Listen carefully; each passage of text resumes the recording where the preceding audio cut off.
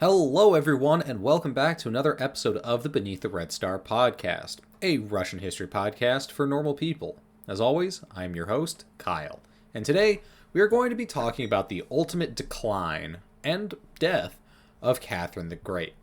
Last week, we talked about Catherine's ascent to the Great status. She was very masterfully navigating a number of difficult geopolitical, military, and internal issues, such as the Russo-Ottoman War of 1768 to 1774, the first partition of Poland, and the Pugachev Rebellion. Now, in 1775, Catherine and her new, most favoritist favorite, Grigory Potemkin, are ready to take Russia to new heights and really cement Russian power in Europe. And this all centered around Poland and the Balkans. Basically, they wanted to do what they had just done with the previous partition of Poland and Russo-Turkish War, but this time, bigger and better. The plan was to establish Russian control of the Black Sea and to make Russia a naval power on the Mediterranean. But to do this, Russia would be seriously putting its nose into a lot of places that a lot of others didn't want it. So let's break it down. In order to get into the Black Sea, Russia would need to take what is now Ukraine, or at the very least, they would need to have a foothold there, and the Crimea was what they were really looking at. And in order to get into the Mediterranean, they would need to go through the Balkans. The problem with this is Ukraine was controlled by Poland and a little bits were controlled by the Ottoman Empire. And honestly, the issue wasn't so much that they couldn't deal with Poland or even the Ottoman Empire really, but rather that by going into Poland especially, this would piss off just about everyone else around. You see, the Prussians and the Holy Roman Empire had designs on Poland for themselves. And if Russia were to come swooping in and say, take that shit, that'd be a pretty serious upset and potentially a cause for war. And the Holy Roman Empire and Prussia and their allies, now they were something that the Russians were a little bit more worried about having to deal with on the battlefield.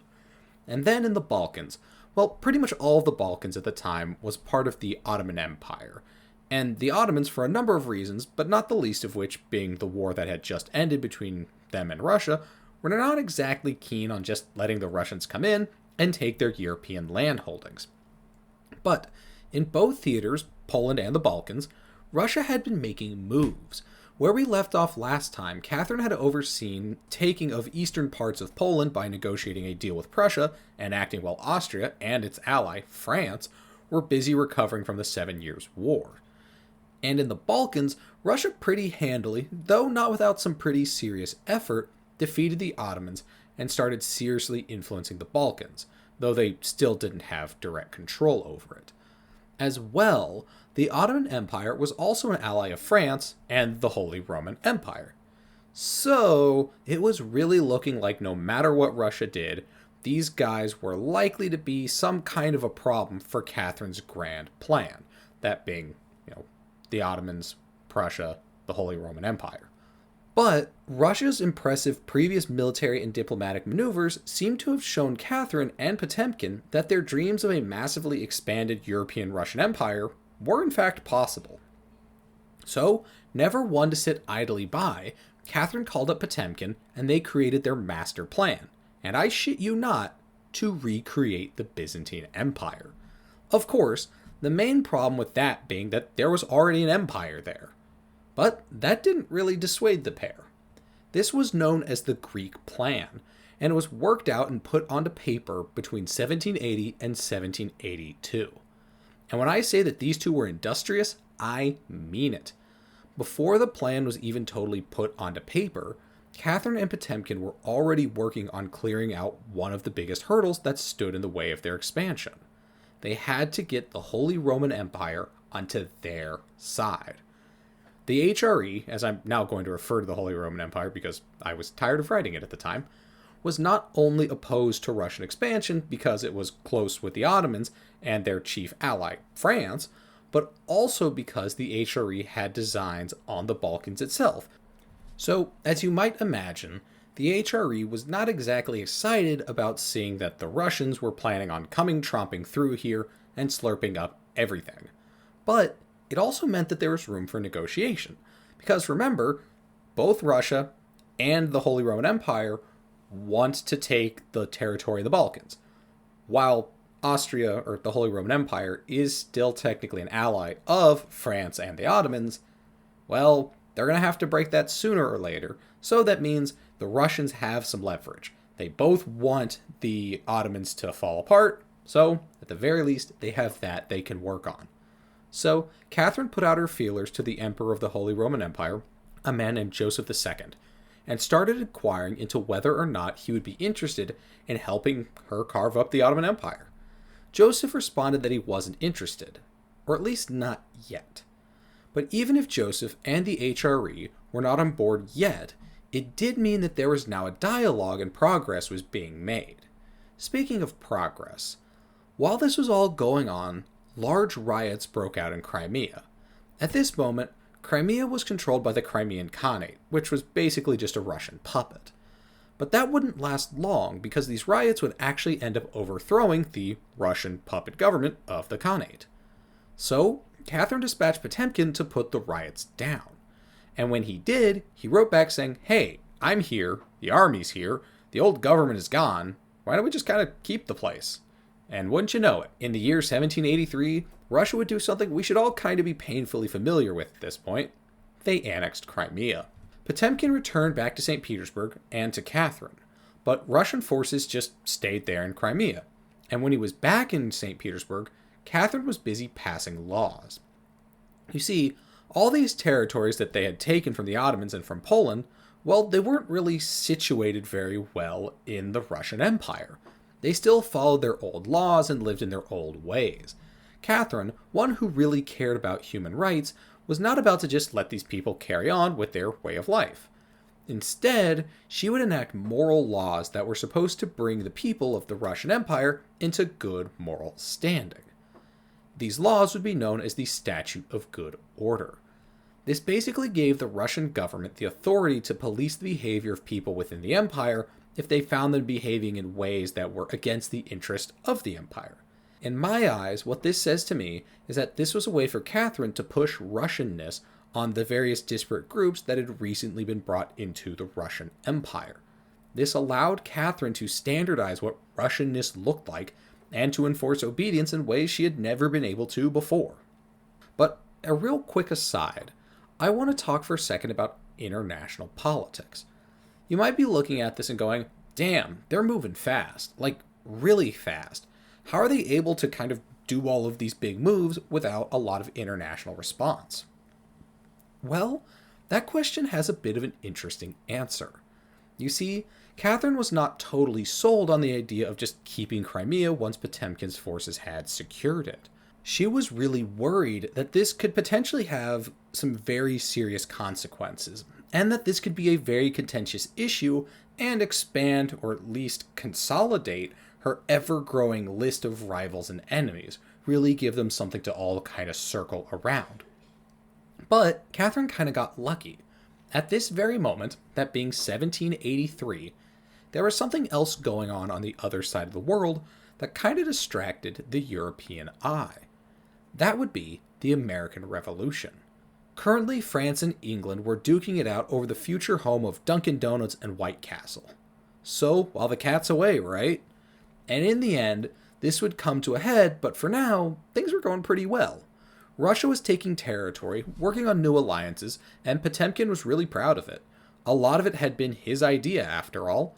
He was obsessed with taking Poland and expanding westward, and had really been pushing for it, and now he'd just taken Crimea, and was expected to come home a hero. You might want to hold up there for a second, Grigory. When Potemkin did ultimately return, he found that everyone treated him surprisingly coldly, especially Catherine. The problem was that Potemkin, at least for now, was kind of being too good at his job. He was making everyone else look bad, and they were kind of jealous. In order to keep her courtiers happy, Catherine started distancing herself from her favoritist favorite. This distance would ultimately become very real when Catherine told him that he's going to have to go be the governor in Crimea.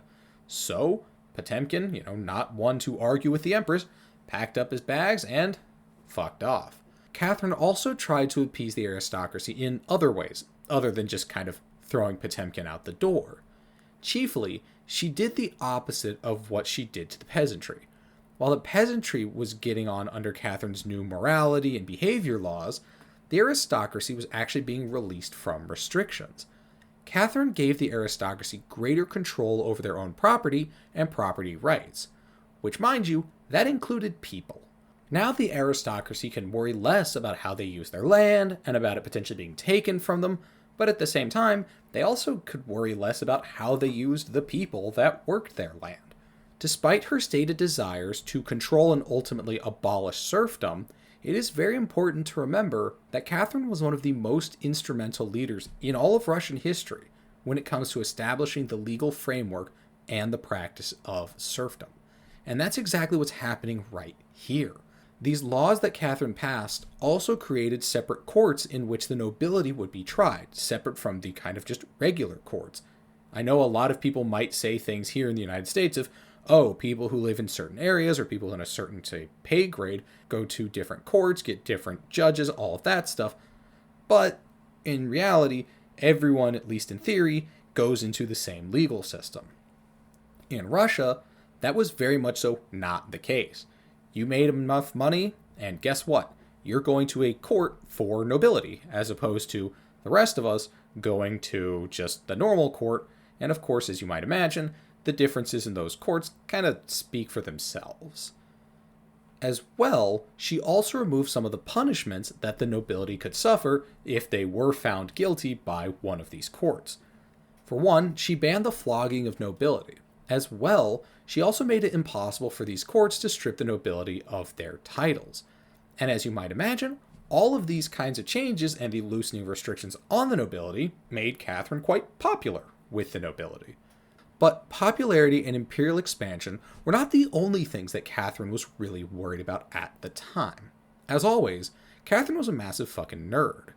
And she still really wanted to show people that Russia was a cool place full of cool and smart people, and during the 1780s, she decided that she would prove that by showing off her own smarts and culturedness. And this didn't always pay off. While Catherine did in fact actually produce some real works of art, particularly plays such as the comedy The Misunderstanding and the historical drama Rurik, Catherine thought very highly of herself, and that opinion, while oftentimes did lead to some greatness, it didn't always pan out the way she had intended. In particular, the kind of example that I'm thinking of right now is that in the 1780s, Catherine somehow kind of talked her way into becoming a contributor for this big dictionary etymological study thing. And, well, Catherine was not an etymologist, and she didn't really know a whole lot about languages. So she kind of just put some stuff in there that was objectively incorrect and wrong, which I kind of like that. I think that's fun. I think this is not only a very telling moment of Catherine's life, but also kind of a humanizing one. Who among us has not just written random shit down at some point and said, yep, good enough for me? The only problem is I highly doubt you were ever the ruler of Russia, and I highly doubt whatever you scribbled down just to have a submission in ever got published. But anyway, aside from her own works, Catherine spent a lot of time and money on having plays written and performed. She even had her own private theater and theatrical company that would put on both her own plays that she wrote, but also the plays that were, a little bit more common and well-known, the ones that you might actually see somewhere outside of Catherine's own home. And once again, this whole kind of theater and writing and all of this stuff, well, it was a clever mix of her own personal passion and politics. At the time, it would have been a very real honor to have been invited to Catherine's theater, and Catherine would use her, and most likely other famous Russian authors, theatrical productions to show the culture of the Russian Empress and the Russian Empire to anyone who needed to be reminded that they weren't just sitting around in some dingy old palace, but rather the palace of the Tsar. Mind you, the Tsar who would soon be the head of a re-established Byzantine Empire. Speaking of, how was the whole getting the Byzantine Empire back together thing going? Well, Potemkin was in Crimea holding it down, but what about the Ottomans? So, Catherine was still not comfortable taking any further steps without bringing in some outside help. She desperately needed allies. So, Catherine turned back to the Holy Roman Empire and Joseph II. he hadn't really shut her down, not totally the first time, and well, if you give Catherine an inch, she'll take a mile, by force, with guns, and ships, and all that jazz. So, she hit up Joseph and said, hey, so you really want to do this shit or what? Ultimately, the two decided that they would need to meet in person. They decided they would meet in the town of Kherson, in what would ultimately become, and despite some recent efforts to the contrary, still is, Ukraine. There, Catherine hoped that they would put pen to paper and get Austria on board with letting Russia do whatever the hell they wanted to the Ottomans. The meeting between Catherine and Joseph was set to take place in 1787. So, Catherine got her stuff together and hit the road for the long journey across her empire. I don't know how well you know Eastern European geography, but you do in fact have to go through Eastern Ukraine to get to Western Ukraine. That's just kind of how this shit works. And while Kherson is not particularly far to the west, not at all, really, at the time, it was quite a ways to the west of where Catherine was, and she would have to go through the easternmost part of Ukraine to get to Kherson. And remember, she would have to go through where Potemkin was. He's in eastern Ukraine. He's in the area in and around Crimea. He had been sent to Crimea to solidify Russian control, and he was planning on showing Catherine just what he had done. This was supposed to kind of be his pitch on what the future, a large-scale colonial Russian empire, what it's going to be, what it's going to look like. His plan was to create a wealthy, well-run colonial enterprise that would bring glory and fame, but most importantly, money, to the Russian Empire. He had hoped that he would do a great job in Crimea and the surrounding area, and that he would absolutely wow Catherine and convince her that Russia needed to take over basically just about everything and turn it into plantations and whatnot. Completely unrelated to anything, but have you ever heard the term Potemkin Village? So the term Potemkin Village is an old Russian saying, from actually just around the same time that all of this was happening. What it means is something that looks nice and well done on the outside, but is actually hollow and fake and empty on the inside. I only bring this up because, well, Catherine got a first-hand experience in Potemkin villages. Literally. When she arrived in Crimea, Catherine found the place to be an absolute pigsty. Potemkin had created fake villages to try to impress Catherine, but they were absolutely empty, and a move that seems to have been taken right out of the North Korean playbook. The problem with Potemkin's plan was that Catherine was a smart, discerning woman who just so happened to have at least one functioning eye. So, she pretty much immediately saw that this was a ruse, and that Potemkin's vision of an amazing, expansionist Russian colony paradise on the Black Sea, well, it was not so much a hard and fast thing as anyone might have hoped. But, even in spite of his failings, Catherine and Potemkin were still very close, and she still agreed that Russia needed to take over pretty much anything that they could get their hands on. But then, she had to bid her lover farewell, and on the way out, she bumped into someone else who was looking for a little slice of Catherine's attention. It's Stanislav Poniatowski! He's back! Little did you know, this whole trip is basically just going to be Catherine's weird lover's greatest hits tour. Poniatowski, for his part, was mixing a little bit of business with a little bit of pleasure, and sought Catherine out with some political as well as interpersonal plans. Unfortunately, ultimately Poniatowski would be disappointed with what he found. On the one hand, Catherine had completely moved past him. She was done with him. He was done, gone, long gone. She was not interested in the man at all. She had Potemkin as her weird lover, husband, duke, king guy, whatever, and she hadn't seen Stanislav in ages. She had moved on. The guy, old news.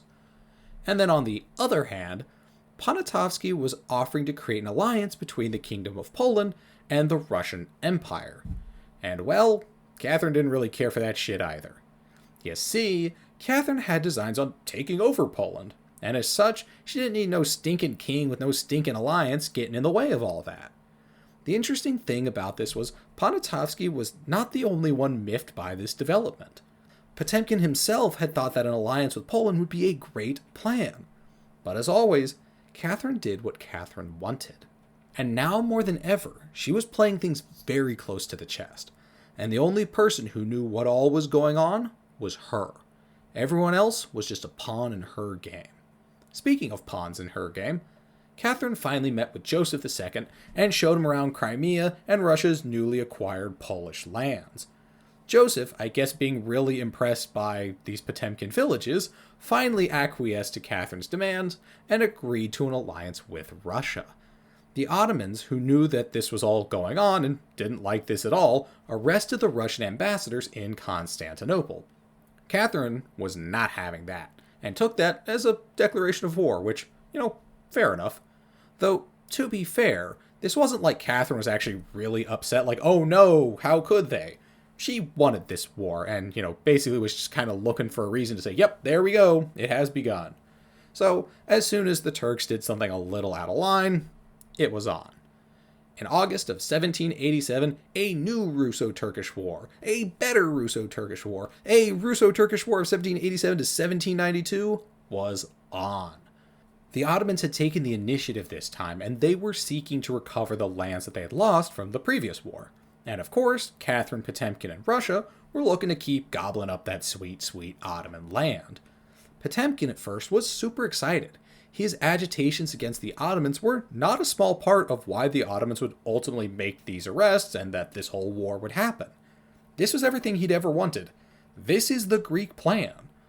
Potemkin was about to get his war with the Ottoman Empire, and Russia was about to kick the Turks back to whatever hole they crawled out of. And Russia was going to take Constantinople and reestablish the Byzantine Empire, and Catherine was going to make him lead the army. And wait, what? This last part was not part of Potemkin's plan.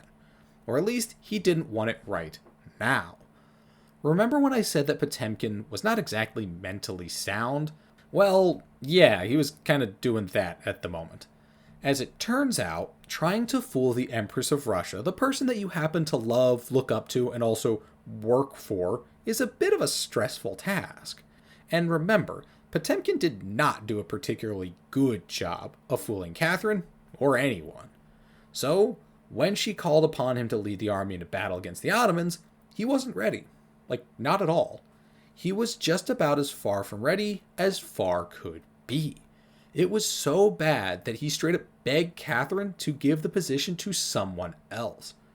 But Catherine was adamant. She liked Potemkin and wanted him to have the glory of leading the Russian forces, and she also personally believed in his abilities to prosecute the war.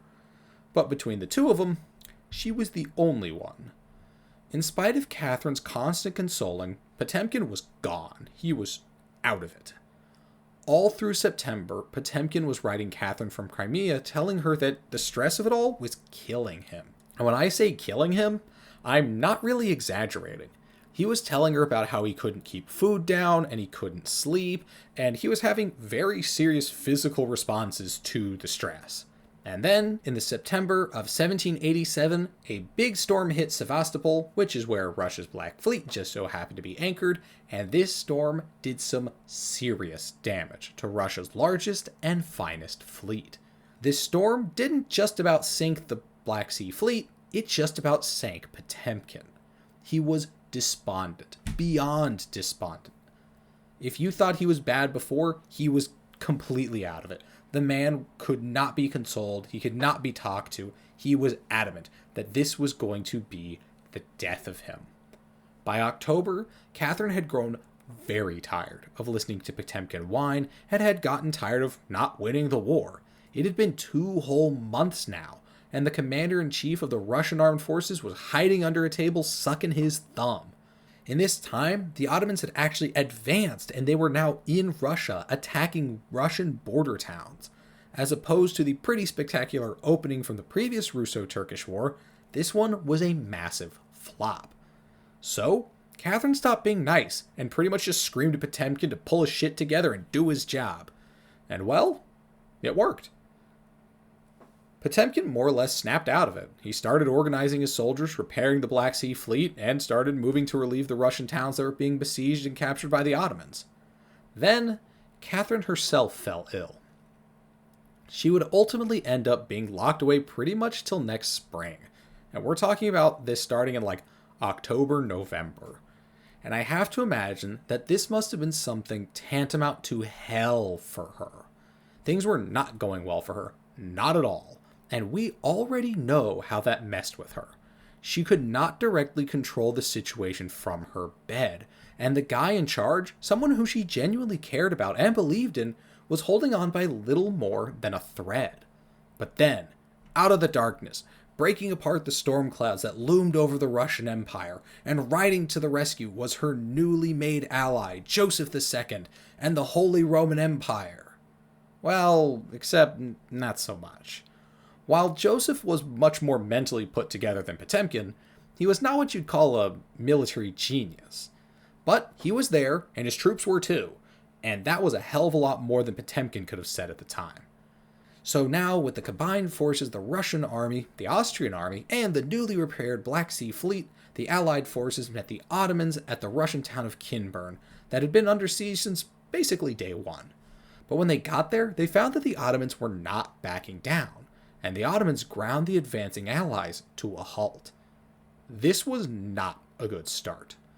And in the face of the stagnation of the Russian forces, that final little thread that was holding Potemkin together broke. He went full doomsayer mode.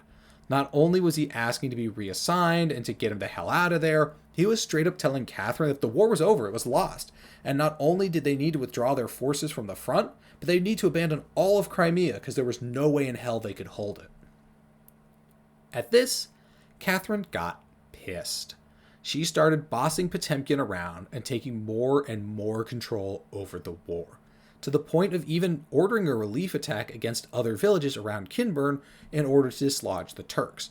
This should have been the job of Potemkin, but since he was a melted popsicle at the moment, and also the commander of Russia's military, only Catherine had the authority and the gumption to take control.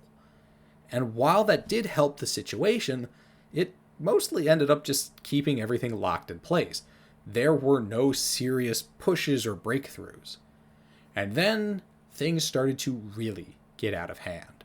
Remember last time how when Russia was at war with the Ottomans, a lot of other European countries circled around like vultures, thinking they might take on Russia and just cut off a little piece.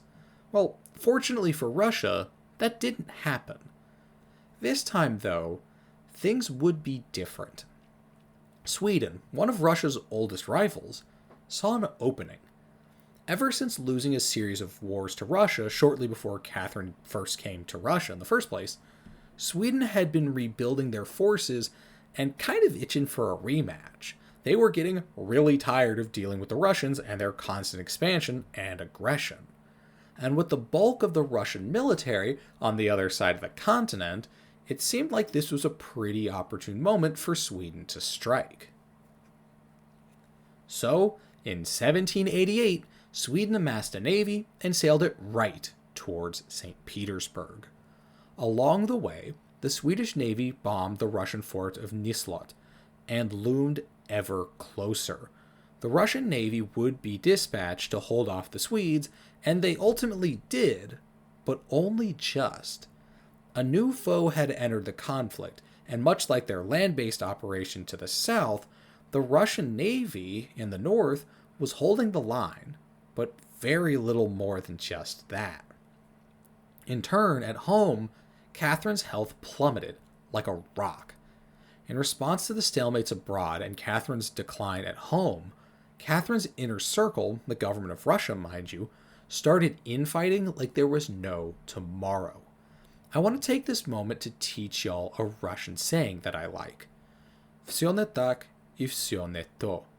Literally translated, it means something along the lines of everything is not such and neither is it so. But what it really means is nothing is right and everything is wrong. That's where the Russian court was in the summer of 1788. Всё не так и всё не то. This was supposed to have been a walk in the park. Everyone assumed Sweden and the Ottomans would have been no match for the mighty Russian military, The last wars against both Sweden and the Ottomans had been Russian victories, and this time there was no Pugachev to worry about. There were no plague, there were no Austrians or Prussians lurking on the doorstep. Hell, this time the Holy Roman Empire was actually on Russia's side. This was supposed to be easy, for Christ's sake. So, the infighting took hold. Russian officials floated just about every kind of idea, the most pernicious of which was a plan to abandon the war with the Ottomans, kick out the Holy Roman Empire, and instead make an alliance with the Prussians and then turn their army around and invade Poland. Potemkin, for his part anyways, was wildly in favor of this plan. Catherine, for her part, was not. Catherine wanted this war, and she was hell-bent on getting everything she paid for. And since she was empress, well, it was so. The war chugged on, and the Russians, Swedes, and Turks stayed in an uncomfortable stalemate. But the home situation hadn't really settled. In fact, things continued to get worse for Catherine. With Potemkin gone, Catherine had to take up new lovers. Well, to be fair, she likely had had them before, but they just weren't as important as they were now. And the main one in St. Petersburg was a man named Romanov. And it turned out that Romanov was cheating on Catherine with Catherine's maid of honor. For Catherine, this was earth-shattering. I know I said it before, but Catherine really was only okay with herself cheating. She did not tolerate this kind of behavior from anyone else. But she was also the empress, and a stateswoman, and a professional. So, when Romanov came to Catherine and asked her to wed the two of them, Catherine agreed, and sent them to Moscow out of her sight. This was so damaging to Catherine that in her memoirs, Catherine said the shock of it all just about knocked her to the ground. As you might imagine, this didn't help her already frazzled mind or body.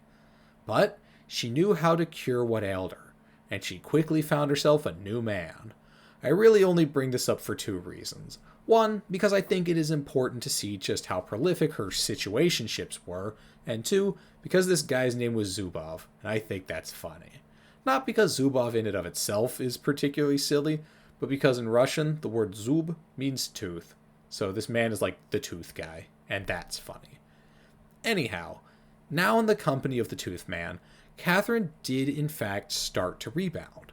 Though that may not have been so much because of her new beau, but more likely because the war was finally, after 2 long years of crushing disappointment and stalemate, kind of turning around. But Catherine was not the only one noticing this. England and France, in a rare moment of being able to tolerate each other, actually agreed on something.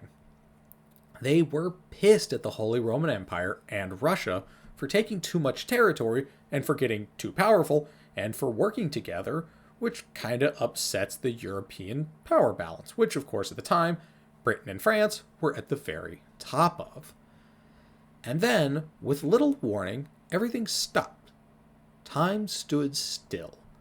And then every eye in Europe turned to France, where in 1789, the French Revolution kicked off. While the French Revolution was a massive, earth-shattering event for all of Europe, it didn't really do a whole lot to Russia at this point. But it did do something to Catherine. Remember, Catherine was an Enlightenment girly. This was her whole shtick. She saw herself as kind of a head of the Enlightenment, and as an enlightened person, not just like an enlightened despot, but that she herself was an enlightened person, and that these Enlightenment ideas were good. But at the same time, she hated dissent. She didn't believe that the peasantry had a right to criticize their rulers, and she certainly didn't believe they had a right to cut their rulers' heads off with guillotines. And yet, it was her beloved Enlightenment ideas that these revolutionaries espoused. Hell, France was a hotbed of Enlightenment ideas. Most of the people that she held in very, very high regard were from France, and now her own Enlightenment ideals were shaking the very foundations of the aristocracy and autocracy that she really cared about. And then, about a year later, in 1790, an author named Alexander Radishev released his work Journey from St. Petersburg to Moscow. This was a novel about, well, a journey from St. Petersburg to Moscow. In modern day talk, I have seen this book described as Russian Uncle Tom's Cabin. for those listening of the American persuasion. Radishev pulled no punches. His book described the horrors and cruelties of the Russian slave society and the warmongering Russian upper crust that benefited greatly off the suffering of the Russian laborer at home and the Russian soldier abroad. He even went on to directly criticize Catherine's systems of favorites and was very critical of the incredibly corrupt imperial court. Catherine, ever the enlightened one, flew into a rage. She started ranting and writing to anyone who would listen that Radishev was a foreign spy and that he was a terrorist and that he was just the incarnation of evil. Ultimately, Radishev would be arrested, interrogated, and tried for sedition. Catherine described Radishev as a man radicalized by revolutionary French ideas, and that it was actually her that kept Russia free and not the other way around. Her argument went that if it weren't for her, all of Russia would be enslaved by the Tatars and the Turks, and that she alone had worked so hard to keep them at bay. This argument that she makes is of course incredibly ironic, considering that it was her, Catherine, who prided herself on being so enlightened and taking in the same kinds of radical French literature that she now claimed rotted Radishev's brain. As well, it was quite ironic that she would argue that Russia's freedom was being protected by her, when about half the population of the Russian Empire at the time was currently in bondage, and her mostest favorite himself had north of 100,000 serfs laboring in the western reaches of her empire. All of a sudden, this far-off ideological conflict in France was no longer something just about ideology or something so far away. All of a sudden, Catherine found that those Enlightenment ideas that she'd held so highly, and the Frenchmen who had been so instrumental in producing and spreading them, might be antithetical to her very rule, not instead something that supported it. But let's put Catherine's ideological struggles to the side for a moment. It's 1790, and this war still ain't over. The Swedes had broken contact with the Russians and were making another pass at St. Petersburg. This time, though, the Russians were not able to stop them immediately, and they were only able to stop them when the Swedes were only about 30 miles from the Winter Palace itself. The battles against the Swedes were big and costly, and sometimes netted the Russians big victories, but they gained very little on the battlefield.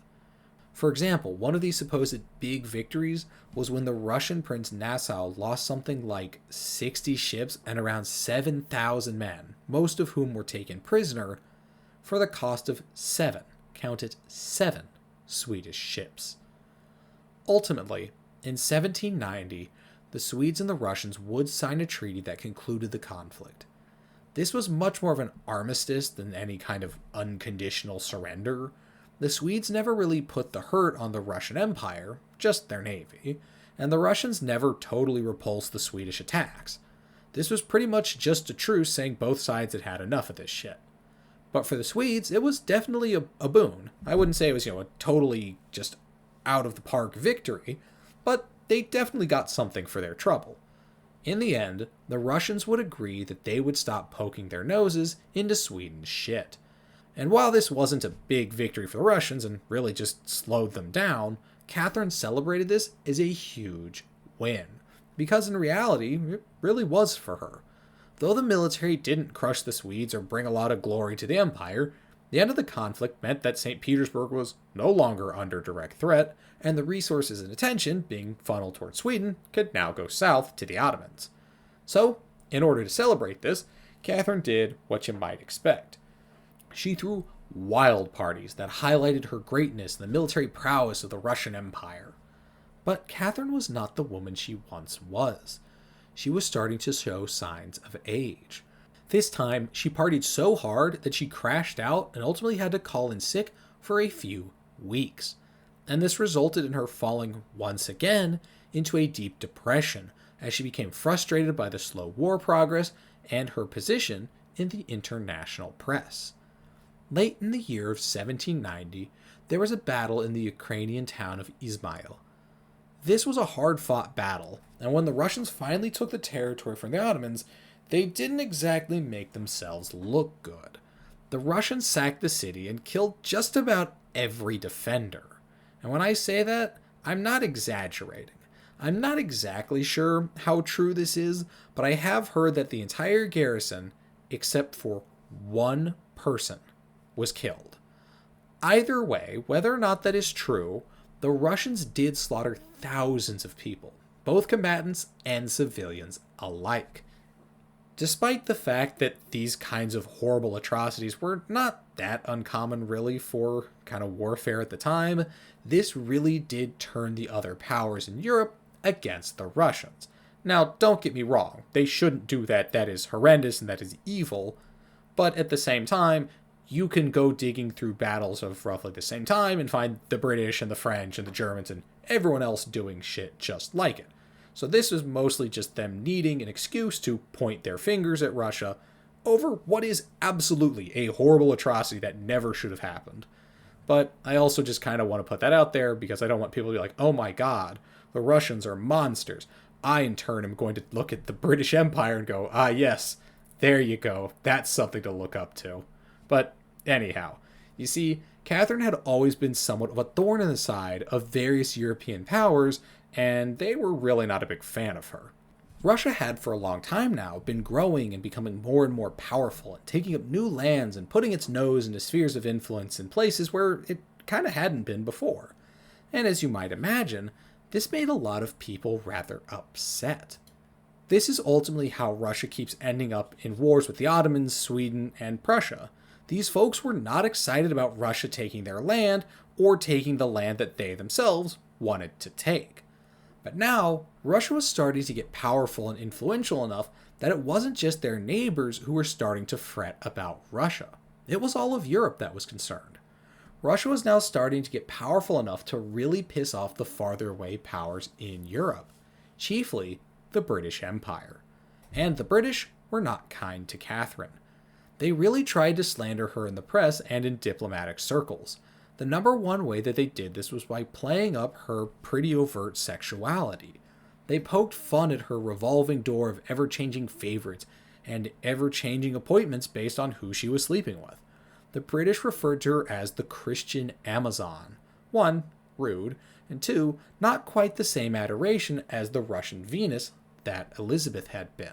The British press was lousy with articles talking about the debauchery of the Russian Empress and traded heavily in political cartoons that were, for the time anyways, just about pornographic. For example, one of these was a political cartoon that showed Catherine standing with her legs spread. One foot was in Moscow and the other foot was in Constantinople. Under her, and looking up under her dress, were various European rulers looking up and making pretty unflattering remarks about what they saw. I'm not going to repeat those things here because they're pretty crass and gross, and I think you get the point. Not only did these serve to invalidate the rule and authority and morals of Catherine to the British people, these cartoons and articles were supposed to make the British people angry and upset about the Russians. The British government was pissed at the Russians, and they wanted to get their people in on it too. The root of this animosity between the British and the Russians was, as I see it anyways, twofold. One was the jealousy of the British at Russian expansion, and the other was concerns over Russian influence in the Mediterranean. On the first point, Britain had just lost its American colonies in a pretty staggering change of norms. No overseas colony had just done a revolution and thrown off its rulers like that. And to think, the mighty British Empire, the largest, most powerful navy in the world, with a pretty serious army to boot, had just lost to a bunch of backwards, illiterate hillbilly farmers. And even worse to that, they lost to the French. This was a huge embarrassment for the British Empire. And on that second point, the thing Britain then, and up until very recently, really prided itself on above all else was its navy. The British Navy was what made the whole British Empire work. It was how they projected their power and influence, fought their wars, and protected the trade that was vital for their economy. Because of their big, fancy, world-class navy, the British generally had very little to worry about when it came to the Russians, who, up until very recently, never really had enough of a navy, or a navy close enough to Britain, to really ruffle British feathers. But now, Russia wasn't just trying to send ships and onesies and twosies from St. Petersburg anymore. Oh, no. They were starting to gain some pretty serious influence in the Black Sea and the Mediterranean. And that was Britain's space. These were Britain's markets. Britain had fought all kinds of battles and negotiated all kinds of deals with all kinds of people to create this status quo, and the Russians were coming in and rearranging the furniture. Then, to make things worse, truly the icing on the cake, was that France and Russia had normalized relations and had started trading with one another. This was beyond the pale. Before this, Britain was normally a really big supplier of goods to Russia, and now Russia had left them in the dirt. For the French. The fucking French! That was it. Britain had had it. So the British government sent an envoy to ring up Catherine, and he told her that she would need to cease all conflict with the Ottoman Empire now. She was instructed to cease hostilities and to withdraw all of her troops to the pre-war borders. In response, Catherine told the British envoy to pound sand. In response to this, the British said that if the Russians were not willing to comply, they would deploy the British Navy to the conflict on the side of the Ottomans. And to really ramp up the pressure on the Russians, the Prussians, in conjunction with the British, mobilized about 90,000 troops and prepared them to go into battle with Russia. Catherine was stunned. She didn't know what to do. Potemkin and most of her court told her to do what the British were asking. The war had not been going very well. They could recover from this, but they could not recover from a tripartite beatdown that was being promised by the Prussians, the British, and the Ottomans. Under the stress of the situation, Catherine was just about catatonic. She was non-responsive and indecisive, something that was starting to become more and more common as she grew older. The stress of the matter was so great for her and so oppressive that she straight up lost all of her energy and ability to focus. Her mind was shot. But she was still the Empress, and everyone was looking at her to make a decision. So, decide she did.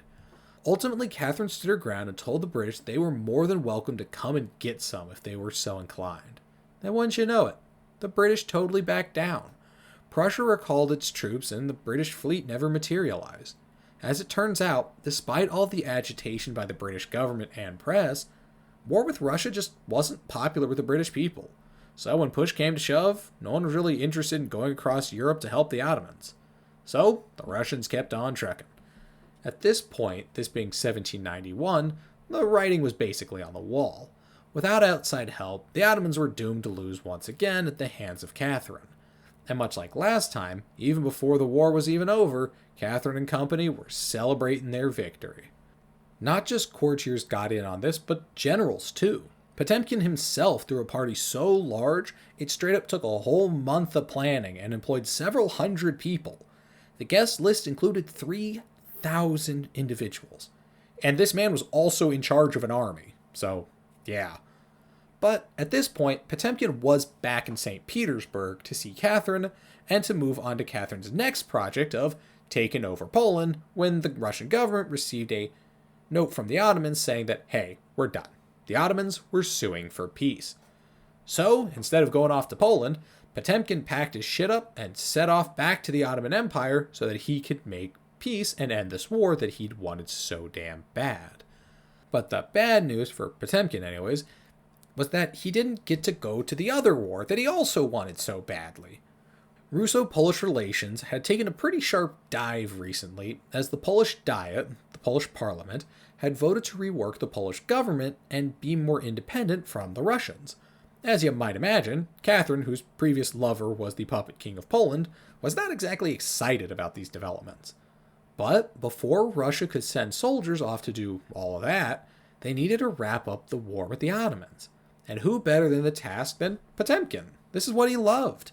The whole Greek plan was his and Catherine's creation, and this victory would put Russia right on the path to recreating the Byzantine Empire. And all he had to do was go to Constantinople and get the Ottomans to sign a treaty. But then, on the way, not even out of Ukraine, he came down with a fever and died. And this was no quick affair. Potemkin suffered through his sickness for 2 months. All the while, Catherine was ballistic. And when Potemkin ultimately died, Catherine just about fell apart. Again.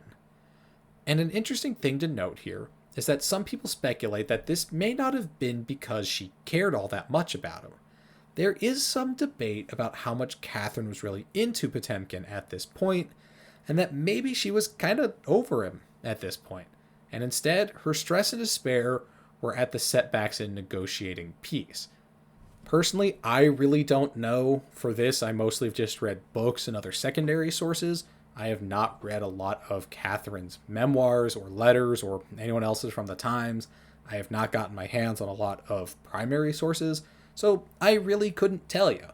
But kind of my intuition, my thought is, I think she was still pretty into the guy when he died. She was a very pragmatic person, and yes, we have seen that she definitely was affected by when things went poorly and when they went well and how her emotions could swing wildly. But at the same time, you didn't really need Potemkin to go sign the papers. This war was over, and the Russians had won. You just needed a warm body for the most part. And well, Potemkin, while he was certainly that, he could have been replaced by someone else. And as we'll see a little bit later, she really struggles to kind of replace the guy in a number of ways. But either way, no matter what was causing it, Catherine was losing it. But finally, in 1792, the war came to a close. While Russia didn't gain much in the way of territory, this conflict did ultimately cement Russia's control over Crimea and guarantee Russian access to the Black Sea and the Mediterranean.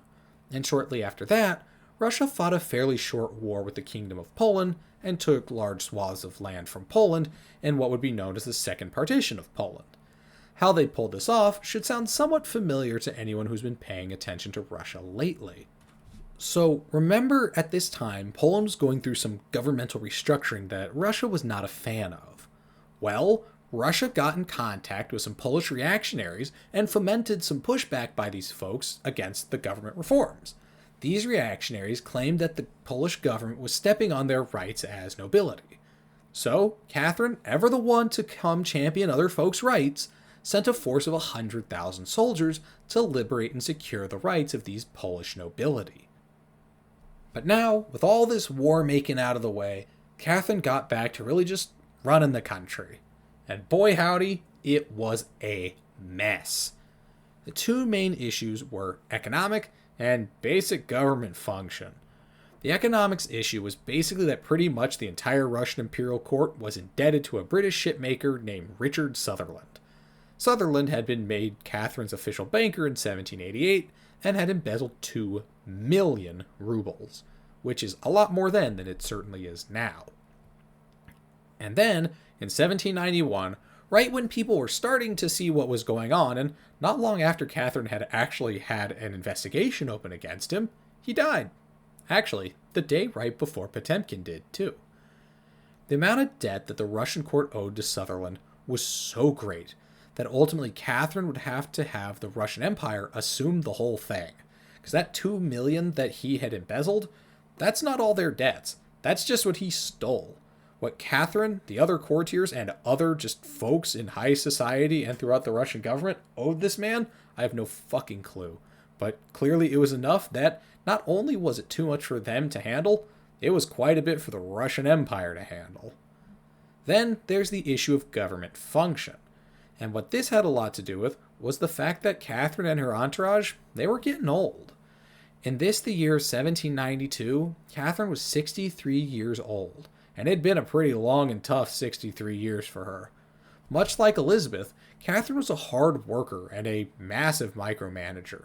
And as well, she was a hard partier, and being a hedonist and a workaholic is a really hard combo on the old body and mind. And her energy was not what it had once been. By all accounts, Catherine never lost her sharp mind or her desire to always be part of the action. But she was also no longer able to keep up with the crazy schedule that her life entailed. Mainly, the issues for her was she was out of energy and she could not focus. At the same time, the people that Catherine had kind of, brought up with her and that she had relied on were getting old too. Not only had Potemkin, basically Catherine's right-hand man, right up to the end died, but also the chief senator, Prince Wyazemski. And before Wyazemski died, he'd been bedridden for just about a year. So, with some pretty high-caliber people now gone, Catherine's court was starting to look pretty thin, especially because her favorite system had really capped out. Zubov, Catherine's last serious lover, was a boat anchor. He was young and spry and attractive and social and fun, and that's really all that mattered to Catherine at the moment.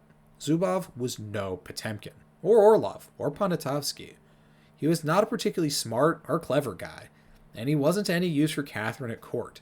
His presence alone was off-putting to many courtiers, as he was roughly 40 years younger than Catherine, and his position was very clearly just because he pleased the Empress. And yet, Catherine continued to give him positions with more and more and more power, and showered him with more and more land and wealth. Interestingly, Zubov was given control of much of the territory that Potemkin had had in Ukraine, right near the Black Sea. And to make matters worse, not only was Potemkin being kind of showered in riches and rewards, he was now playing his own favorites game.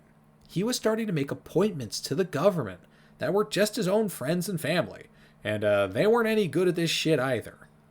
All the while, Paul, Catherine's son, was impatiently waiting in the wings for his mother to die so, well, he could take the throne. And fortunately for him, I guess, that would not take all too much longer. In her waning years, Catherine spent a lot of time reflecting on her reign and pretty much telling anyone who would listen how much a better job she did than Elizabeth. The main thing that she liked to point out was that her court was so much more orderly and organized and efficient than Elizabeth's had been. And in some ways, yeah, that was pretty true, as Elizabeth was a pretty keen practitioner of what seemed kind of like a bit of controlled insanity. But at the same time, it wasn't entirely true. Because if I had to describe Catherine's court in a single word, it would also be messy. But Catherine was pretty sure of it, and up until 1796, she'd be the Empress, so you couldn't really argue that point with her. And by that time, Catherine basically did not come out into public view anymore. Her energy had pretty much been sapped. On November 17th, 1796, Catherine woke up and started going about her normal duties.